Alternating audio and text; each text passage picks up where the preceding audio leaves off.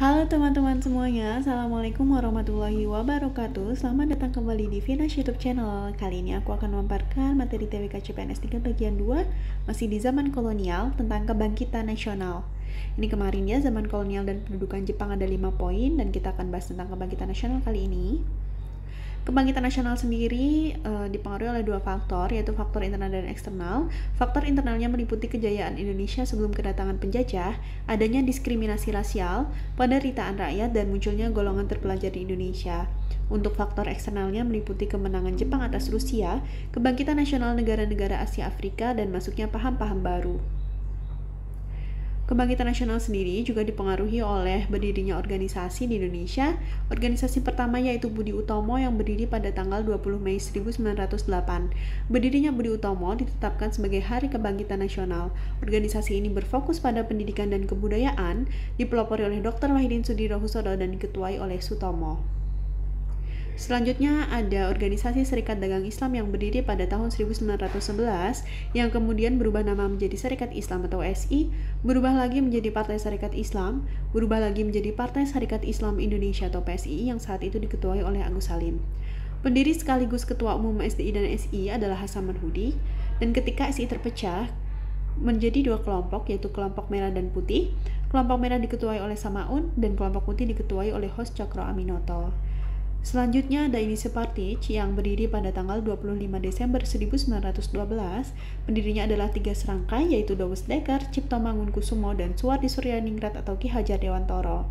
Selanjutnya ada Perhimpunan Indonesia yang berdiri pada tahun 1908, didirikan oleh orang Indonesia yang ada di Belanda.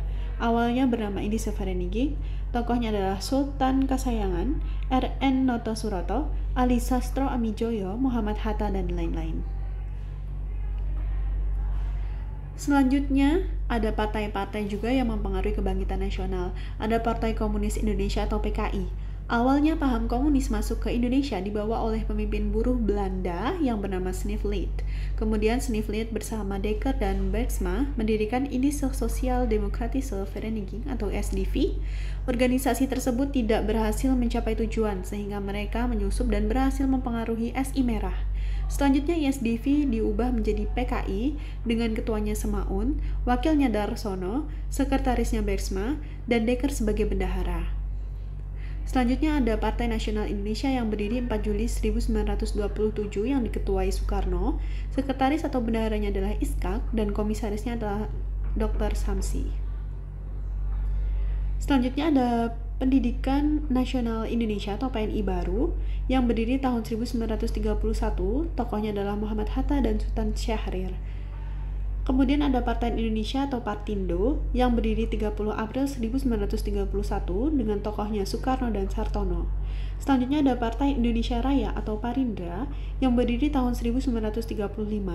Partai ini merupakan gabungan dari Budi Utomo dan Persatuan Bangsa Indonesia yang diketuai oleh Sutomo.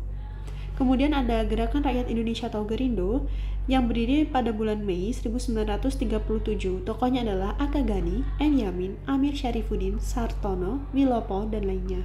Selanjutnya ada Gabungan Politik Indonesia atau GAPI yang berdiri tahun 1939 yang dipelopori oleh M.H. Tamrin. Nah, untuk kebangkitan nasional sendiri juga dipengaruhi oleh pemuda-pemuda Indonesia ya.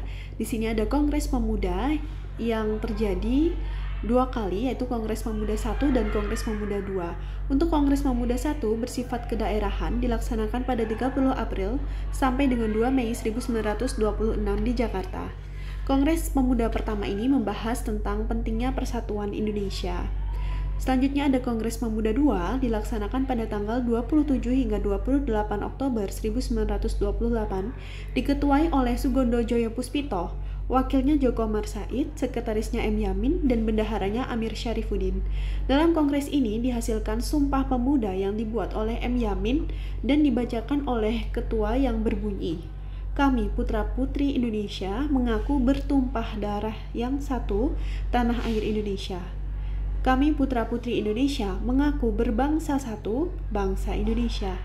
Kami, putra dan putri Indonesia, menjunjung bahasa persatuan bahasa Indonesia." Selanjutnya diperdengarkan lagu Indonesia Raya untuk pertama kalinya oleh W.R. Supratman di Kongres Pemuda II ini. Demikian pemaparan hari ini. Share jika bermanfaat. Terima kasih teman-teman semuanya. Wassalamualaikum warahmatullahi wabarakatuh.